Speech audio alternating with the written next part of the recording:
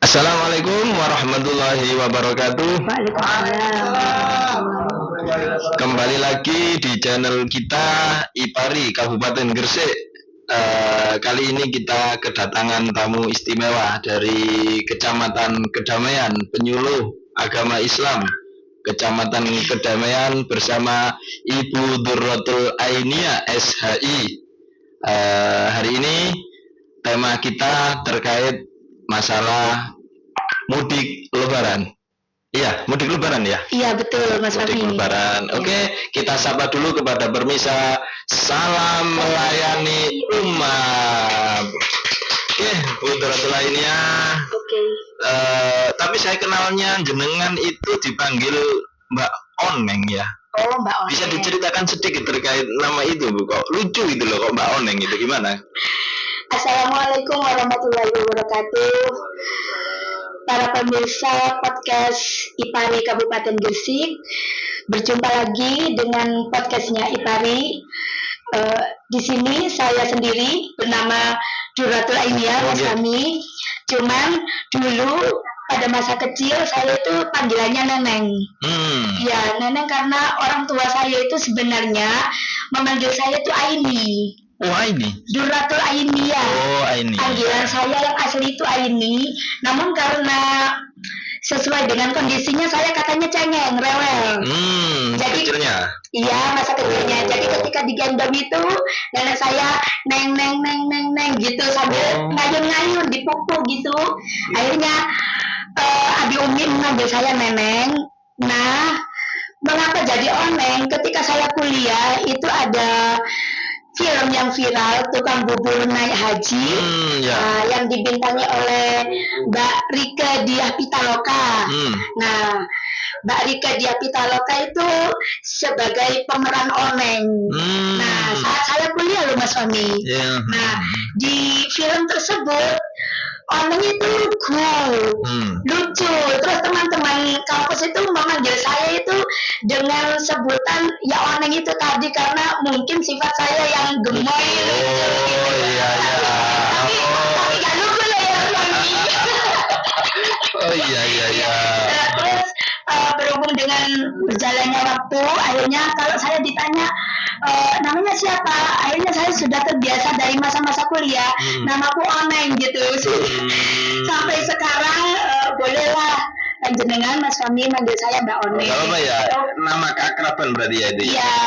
Dan kalau kita lihat Oneng, pasti para pemirsa yang di sana juga teringat dengan akan kisah tukang bubur naik haji. Dan jangan lupa dengan Mbak Rike Diah Pitaloka. Wah, sponsornya ini. Oh iya. BTW ya, kelahiran mana kok? Seperti bukan orang asli Gresik sampai. Oh iya, alhamdulillah Mas Fahmi. Saya sampai sekarang mulai dari saya mondok, lulus SD saya kan mondok di Tambak Beras, Jombang. Nah, kemudian saya kalau liburan seperti ini, posisinya anak pondok pulang, saya bisa bermain dengan teman-teman saya di Madura. Jadi asli saya Madura. Setelah lulus dari Tambak Beras, saya di Syariah UIN Sunan Ampel. Dulu masih IAIN Mas Fahmi. Masih IAIN ya sekarang gitu ya? Iya, sekarang UIN. Dan saya di UIN itu masuk di Fakultas Syariah. Fakultas Syariah jurusan apa? Jurusan Awarus Sasiah. Oh, cocok jadi penghulu ya? Wah, tapi karena saya perempuan. Rumah saya perempuan. Iya, nggak bisa ya. Nah, berhubung dengan itu, makanya saya itu selalu mengalami yang namanya mudik tiang tahun. Oh iya. Iya, karena yang namanya mudik sebelum berkeluarga, saya sudah belajar dari fase-fase ketika saya mondok, ketika saya kuliah. Jadi asik gitu loh kalau mudik itu. Oh iya, kalau begitu, bahwa jenengan katanya tadi sudah pernah mengalami mudik ya katanya dari zaman mondok itu ya. Mungkin pengertian yang lebih detail itu gimana? Pengertian mudik lah. Pengertian mudik ya? Ya, pengertian mudik kali ini. Otomatis kalau kita berbicara dengan mudik, pasti kita itu ingatnya dengan lebaran juga. Tapi pada intinya mudik itu adalah pulang kampung. Pulang kampung. Ya, pulang kampung. Nah, mudik itu sendiri berasal dari kata udik. Udik itu artinya dari hulu ke hilir. Hulu ke hilir. Iya, itu kalau nggak salah bahasa Makassar gitu loh Mas Fahmi. Makassar. Dari Padang. Nah, kemudian mudik ini sendiri itu sudah familiar di kalangan Indonesia sendiri itu pada masanya Orde Baru, di mana ketika Orde Baru itu sudah banyak kota-kota besar yang sudah mendirikan pertokoan-pertokoan, sehingga pertokoan-pertokoan itu juga membutuhkan tenaga untuk perekonomian di kota tersebut. Nah, orang-orang yang dari desa itu, ya dulu kan nggak ada internet loh Mas Fahmi, adanya koran. Iya, di koran itu juga terpampang bahwasanya mencari lowongan pekerjaan seperti itu. Akhirnya pergilah dari desa ke kota. Ya, kemudian di kota itu mereka perekonomiannya lebih sejahtera. Akhirnya mereka juga berkenalan dengan teman sejawatnya, boleh juga berkenalan dengan Pak Bosnya, sehingga Pak Bosnya itu menyarankan kamu nggak usah pulang ke kampung halaman, sudah di sini saja, cari berkeluarga di sini. Tapi mau nggak mau mereka pasti pulang ke kampung halamannya, dan mereka memaksimalkan momentum pulang ke kampung halamannya itu ketika masa-masa Lebaran. Ya, pada masa tahun 1970-an seperti itu. Oh, jadi gitu. Jadi istilahnya seperti ini ya, bahwa orang mudik itu berarti ternyata pada awalnya dia itu merantau. Iya, betul. Merantau entah ke Jakarta, entah ke Gresik, entah ke Surabaya. Iya. Dan di momentum Lebaran dia itu pulang. Iya. Kayak gitu ya, Iya. Simpelnya kayak gitu. Iya. Menambah lagi satu, Gimana? tidak hanya seperti itu, orang-orang yang ikut mertua itu juga ingin pulang. Iya, yang sudah berkeluarga, Iya. Karena kan kita tahu bahwasanya tujuannya dari mudik itu sendiri, yang pertama pasti untuk menjaga silaturahim, Mas Fahmi. Tujuan mudik ya. Silaturahim kepada, pasti kalau kita masih punya orang tua, kita kunjungi ayah dan ibu di desa. Kemudian kita juga berkunjung kepada sanak saudara. Kemudian itu tujuan yang pertama, silaturahim. Kemudian tujuan yang kedua, kita harus mengingat dengan asal usul kita. Asal usul kita itu dari mana? Misalnya dari Madura, ya pulanglah ke Madura. Kemudian tradisi di Madura itu yang masih ada itu apa? Katakanlah ya Lebaran ketupat, anjal sana, kemudian ada kadang halal bihalal. Ya, artinya kalau kita mengingat ke asal usul kita ya kembalinya ke mbah, kita kembalinya ke nenek moyang kita, dan bahkan juga kita mengingat kepada mereka yang sudah meninggal. Ziarah, ya. Karena apa? Otomatis kalau orang yang asli dari Tulungagung misalnya, pasti dimakamkan di Tulungagung. Kita bisa berkunjung ke makamnya mertua, ke makamnya sanak saudara, ke makamnya adik misalnya yang punya adik. Kalau kirim doa dari manapun bisa. Tapi kalau ziarah, tidak mungkin kita ziarah lewat virtual seperti ini. Tidak mungkin. Harus datang. Dan itu merasa terobati. Beda ketika mengirim doa melalui virtual dan kita datang langsung ke pusarannya, ke kuburannya. Itu beda. Rasanya itu beda. Karena apa? Yang kita baca itu memang sepertinya bertemu langsung dengan almarhum dan almarhumah ayahanda. Seperti itu. Jadi mudik pada intinya juga bahwa mengingatkan kita ke tanah kelahiran kita, asal usul kita, kita berasal dari mana. Terus kita jangan lupa loh Mas Fahmi, di samping kita mengingat asal usul kita, ya kita juga mengambil pelajaran dari mudik itu sendiri. Pelajarannya tak kalah ngetren dengan anak-anak Gen Z sekarang. Apa itu? Ya, pelajarannya seperti ini. Misalnya kita mudik sudah lama, kan saya mempunyai saudara sepupu. Saudara sepupu saya itu ada yang di Banyuwangi, ada juga yang di Situbondo, ada juga yang ada di Jakarta, ada juga yang ada di Cikampek. Nah, mereka itu tidak kenal, hanya tahu saja kepada foto-foto anak saya. Hanya tahu, oh si Oneng punya anak namanya Iza. Hanya tahu fotonya aja gitu loh. Sedangkan sepupu saya itu punya anak laki-laki, Mas Fahmi. Nah, paham kan? Iya. Dari pelajaran dari Mudi itu Saling mengenal. bisa kita saling mengenal lita aroful. Syukur-syukur mau besana. Gitu. Iya, karena kan dalam kajian Islam sendiri itu antar sepupuan itu boleh untuk menikah, Mas. Masih boleh ya? Masih boleh. Di Madura itu sangat banyak sekali. Oh, tradisi antar sepupu banyak. Iya, karena begini, kalau anak kamu tidak menikah dengan anak saya, otomatis di rantauan itu ya tetap jadi rantauan. Terus bagaimana? Kalau masih ada jodoh menjodohkan seperti itu. Tapi bukan berarti itu berlaku kepada anak saya loh ya. Tidak, ini hanya fenomena saja. Dan memang betul loh Mas Fahmi, dari mudik itu sendiri kita mempelajari bahwasanya mudik itu sendiri memberi pelajaran untuk berita arufun. Siap. Kemudian selanjutnya ada pertanyaan yang mengganjal di pikiran saya ini. Kalau memang mudik itu adalah sesuatu yang sangat besar untuk kita siapkan, nah ini apa saja kira-kira tipsnya supaya persiapan mudik itu biar enjoy, biar menghayati, biar perjalanan kita juga sesuai lah, itu gimana tuh? Persiapan lah. Yang pertama persiapan kalau mudik itu kendaraannya. Kalau punya kendaraan berarti itu? Iya, kalau tidak punya kendaraan berarti kan momen selanjutnya. Ya kendaraan itu ya. Ya kendaraannya. Kemudian selain kendaraan kita harus mempersiapkan mental dan psikisnya. Contoh gimana? Contohnya di mentalnya itu kita tidak boleh di jalan itu sampai pusing atau sampai pingsan, tidak sadarkan diri karena saking gembiranya untuk pulang kampung misalnya.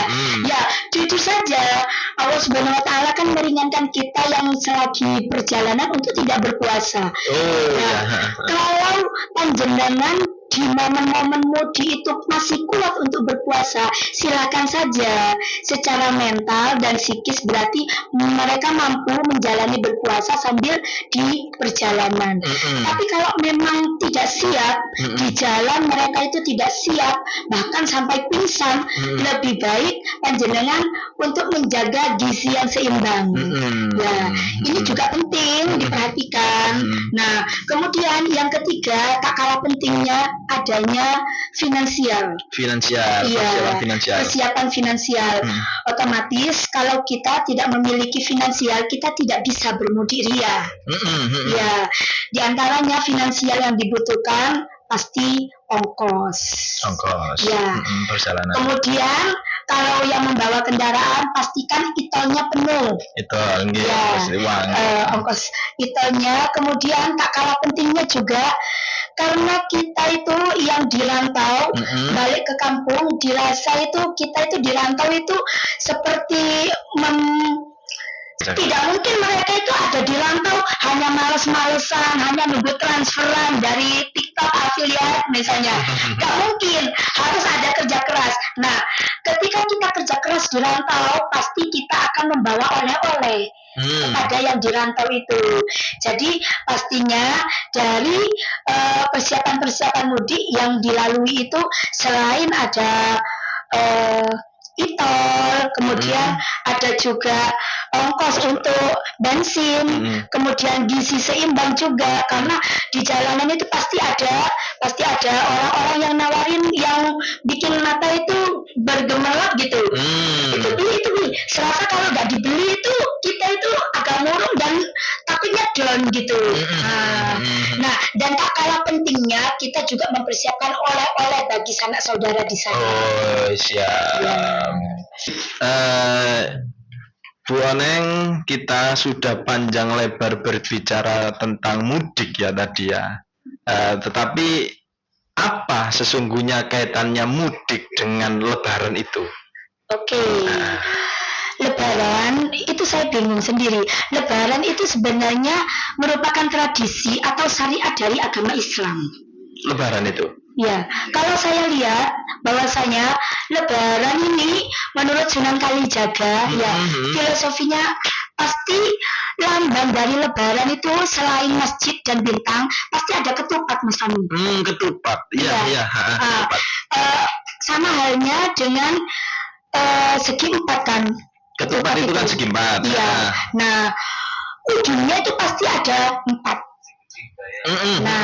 Nah itu filosofinya Sunan Kalijaga bahwasanya dari ketupat itu kupat artinya laku papat. Kupat laku papat, oke. Ya. Karena saya orang Madura, Mas Fahmi. Laku papat. Laku itu artinya payu, laku ya. Laku payu. Laku 4. Laku 4 ya. berarti. Maksudnya laku bukan payu, berarti berlaku 4. Berlaku yang 4. Iya. Apa itu 4 itu? Yang 4 itu yang pertama itu lebur. Lebur. Kemudian labur. Iya, kemudian ada lagi yang namanya luber. Luber apa luber? Meluber itu dah? Iya, meluber. Iya, luber, kalau di Jawa meluber. Iya, kemudian yang satu itu labur. Iya. Apa itu 4-4-nya itu?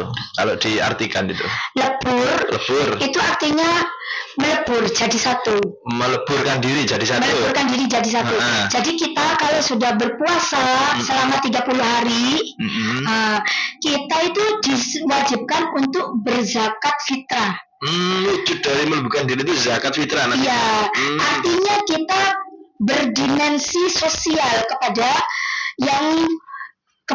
masyarakat. Ya. Jadi dengan meleburkan diri, bersosial, kita menyatukan diri dengan masyarakat, berbagi, bisa juga tidak hanya berbagi yang wajib zakat fitrah itu tadi ya, bisa juga berbagi infak ketika bulan Ramadan sebelumnya ya, atau berbagi THR itu Mas Fahmi.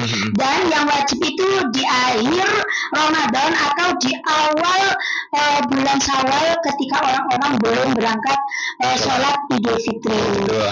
Itu karena merupakan kewajiban. Selanjutnya lebur. Kemudian luber ya, selanjutnya luber. Iya. Apa itu? Luber itu artinya melimpah ruah. Oh, melimpah ya, luber itu tadi ya. Meluber, melimpah. Hampir sama. Apa ya yang melimpah luar itu? Melimpah ruah itu artinya ketika kita beridul fitri, bahwasanya kita senantiasa untuk berbagi. Nah, ketika idul fitrinya ya Mas Andi, kadang-kadang banyak orang itu menukarkan uangnya kepada uang baru.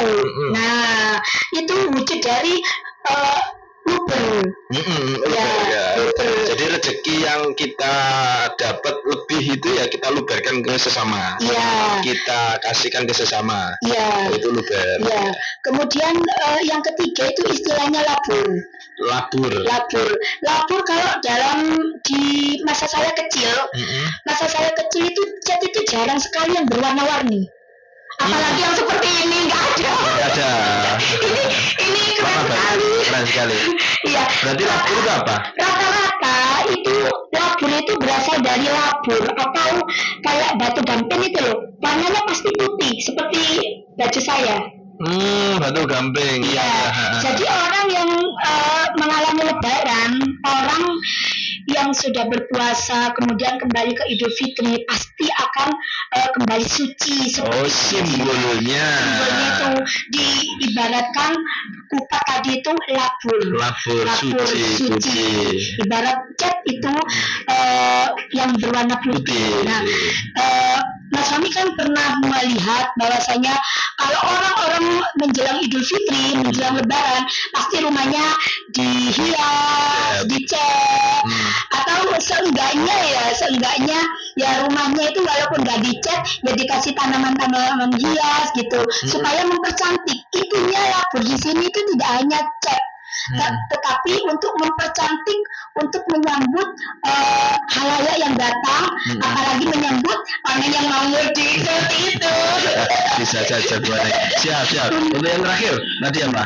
Yang terakhir setelah labur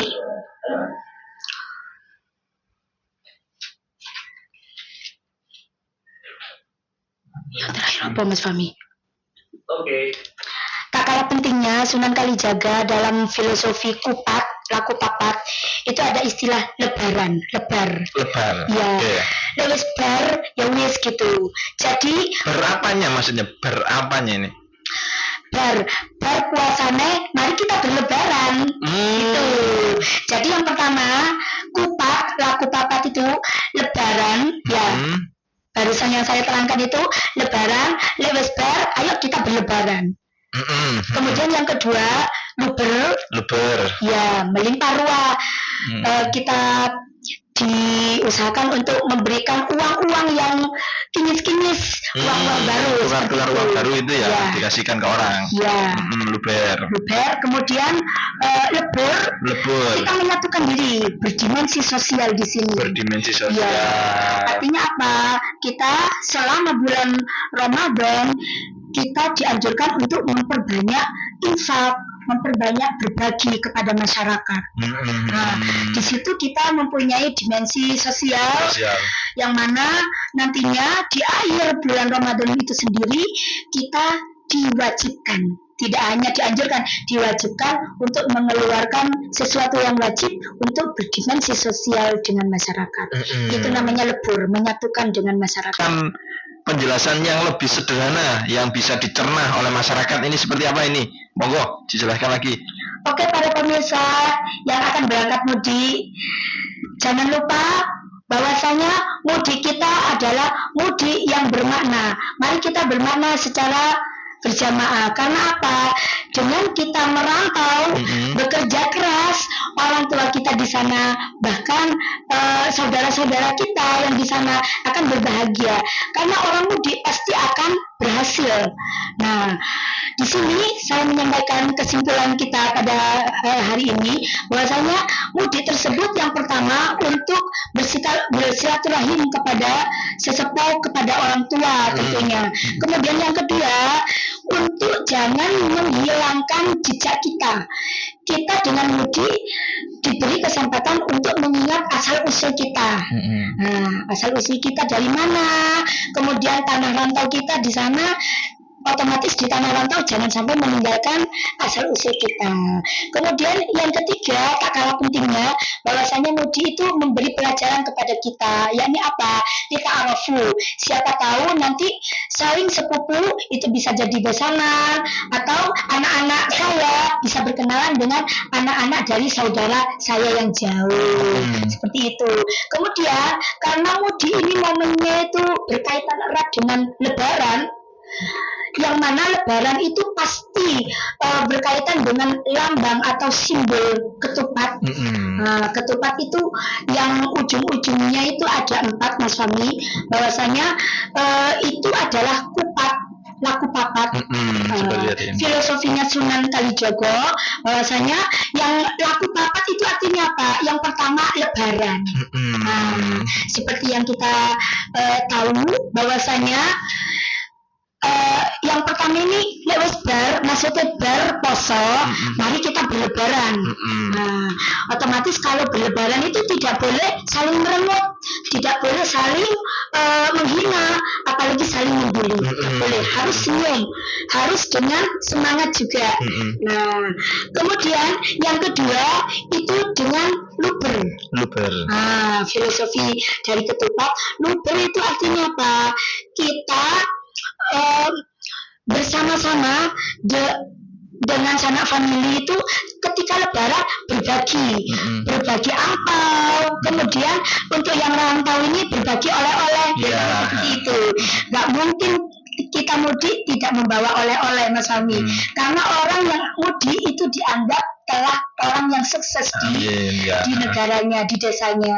Kemudian yang ketiga itu lebur. Yang ketiga adalah lebur. Bahwasanya apa? Lebur di sini itu kita menyatukan diri dengan masyarakat. Tidak mungkin, Mas Fahmi, saya yang merantau ke Gresik ini, ke Kota Pudak ini, bahkan dari sebagian tetangga saya itu menganggap anaknya Umi itu yang namanya Onen itu bukan anaknya Umi. Karena saya keluarnya dari rumah itu mulai dari usia SMP seperti itu. Tahu-tahu Umi punya gawe mantu gitu. Oh alah ternyata ini gitu. Nah, kemungkinan tetangga saya itu ada yang tidak kenal. Nah, otomatis walaupun mereka ada yang tidak kenal kepada saya, tapi saya asli dari Madura situ. Saya masih punya family abah, kemudian familinya bude. Saya meleburkan diri. Maksudnya meleburkan diri nggak tenggelam gitu, tetapi bermasyarakat, menyatukan diri. Nah, ketika menyatukan diri itu otomatis kita juga berbagi, Mas Fahmi. Berbagi karena kan cuti bersama hampir datang ini, otomatis ketika cuti bersama datang nanti saya akan berencana untuk ikutan sholat tarawih di sana, dan pasti kita juga berbagi di momen-momen Ramadan terakhir. Dan tak kalah pentingnya meleburkan diri berdimensi sosial ketika di akhir Ramadan atau di awal bulan Syawal, yang mana itu merupakan kewajiban semua muslim, baik yang baru lahir ataupun yang sudah lansia.